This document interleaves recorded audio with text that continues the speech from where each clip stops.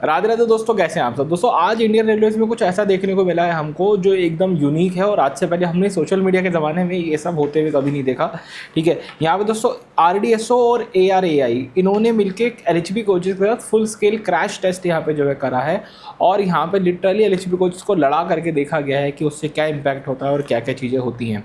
ठीक है, यहाँ पे दोस्तों जो LHB कोचेस हैं उनका जो क्रैश टेस्ट में रियल वर्ल्ड में वो किस तरह से परफॉर्म करेंगे, क्या कुछ होगा, ये सब चीज़ों को जो है चेक किया गया है। RDSO के बारे में तो हम लोग जानते ही हैं, research design and standard organisation, मतलब कि R&D करने वाली रेलवे की विंग है जो कि हर चीज़ के पैरामीटर्स बताती है, सब कुछ फिक्स करती है। RDSO ने यहाँ पे एक बात बताई कि हम लोगों ने जितने भी एक्सीडेंट्स देखे हैं पिछले समय के अंदर, उन सभी एक्सीडेंट के अंदर जो मेजर कैजुअल्टी हुई है या फिर इंजरीज हुई है वो इसलिए हुई है कि पैसेंजर एरिया जो है वहाँ डिफॉर्मेशन हुआ है। मतलब कि जो पैसेंजर एरिया है वहाँ पे जो है सबसे ज़्यादा इम्पैक्ट आया है, वहाँ पे क्रंचेस आ जाते हैं, वहाँ दिक्कत होती है, इसलिए सबसे ज़्यादा जो है कैजुअल्टीज़ वगैरह हमें यहाँ पे देखने को मिली है। जिसके चलते इन कोचेस के अंदर, LHB कोचेस के अंदर हम कुछ इंप्रूवमेंट करने का प्लान कर रहे हैं और उस इम्प्रूवमेंट को और अच्छे से करने के लिए, सब कुछ करने के लिए यहाँ पे क्रैश टेस्ट जो है करवाए गए हैं। अब ये जो क्रैश टेस्ट हुए हैं इसके कंपोनेंट्स क्या थे, मतलब कैसे इसको पूरा परफॉर्म किया गया वो समझते हैं। तो RDSO और ARI इन्होंने जो है आपस में कोलैबोरेट करा और यहाँ पे एक जनरल डब्बा लिया, नॉर्मल जनरल कोच जो होता है वो, और उसको 42 की स्पीड से दीवार से उसकी टक्कर करवाई। करेक्ट, एकदम दीवार से उसको ठोक करके देखा और 2 जनरल डिब्बे लिए, उन 2 जनरल डब्बों के आपस में टक्कर कराई 61 kmph की स्पीड से और ये चेक किया कि भाई कितना इम्पैक्ट जो है पैसेंजर एरिया पे पड़ता है, क्या कुछ होता है। क्योंकि होता ये है कि जो ये कोचेस होते हैं, LHB कोचेस होते हैं, इसके अंदर ना कई सारे दोस्तों कंपोनेंट्स होते हैं। ठीक है, मैं आपको बता देता हूँ, एक्चुअली टाइम्स ऑफ इंडिया का आर्टिकल है, वहाँ से मैं इस चीज़ को कोट करके बता रहा हूँ आपको। तो a first time a crash was design for general second class has been developed incorporating shear back arrangements for the coupler, honeycomb, energy absorber behind entire CBC, secondary energy observer at the side buffer. तो जितने भी energy observer वगैरह लगा लो के इन्होंने इसको जो है चेक करा और वजह की बात यह है कि पूरा टेस्ट यहाँ पर जो सफ़र हो जाता है, कोई यहाँ पे परेशानी नहीं आती।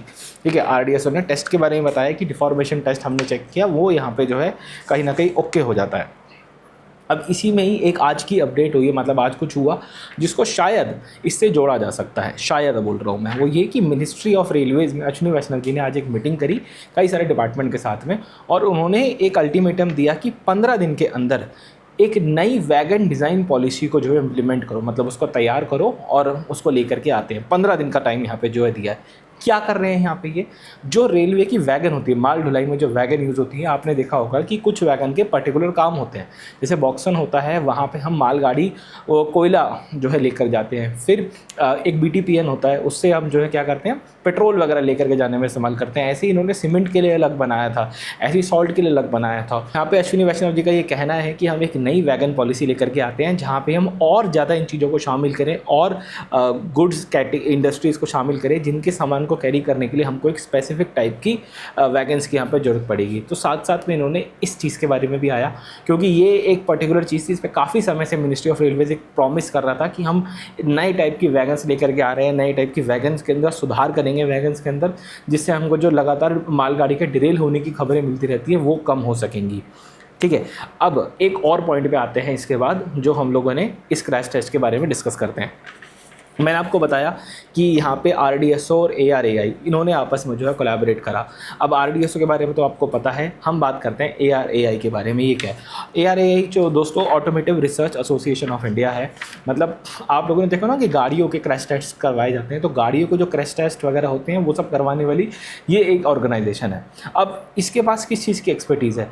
इसके पास दोस्तों हाई स्पीड कैमराज़ हैं। जब ये क्रैश होगा तो आप 24 FPS या 60 FPS या 120 FPS पे डेटा निकाल करके इसमें चेक नहीं कर सकते। आपको चाहिए इसमें हाई स्पीड कैमरास जो 1000 फ्रेम 1500 फ्रेम पर सेकंड कैप्चर करेगा, जिससे आपके पास डिटेल बहुत ज़्यादा आए।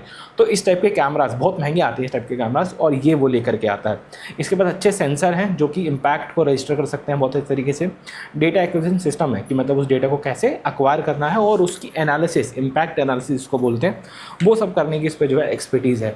तो यहाँ पे ये पूरी एक्सपर्टीज़ करी गई है। अब यहाँ पे सोचने वाली बात यहाँ पे ये है, क्या इसका लेना देना कुछ ऋषिकेश वाले एक्सीडेंट से है? क्योंकि ऋषिकेश वाले एक्सीडेंट के अंदर हमको एग्जैक्टली यही चीज़ देखने को मिली थी कि यहाँ पे जो हमारा जनरल डिब्बा है वो दीवार से टकरा जाता है और पूरा का पूरा पिचक जाता है। ठीक है, और इसकी एक्सीडेंट रिपोर्ट अभी तक रेलवेज़ ने रिलीज़ भी नहीं करी है। तो कहीं ना कहीं मुझे ऐसा एक मन में डाउट आता है कि क्या ये जो पूरा आज क्रैश टेस्ट वगैरह करवाया गया, सब कुछ हुआ, क्या इसका लेन देन कुछ भी यहाँ पर ऋषिकेश वाले हादसे के साथ में है या नहीं, या आप लोग मुझे कमेंट सेक्शन में बताइएगा। ठीक है, चलिए इस छोटी सी वीडियो में दोस्तों इतना रखते हैं, मिलते हैं बहुत जल्द आपसे एक और वीडियो में। राधे राधे।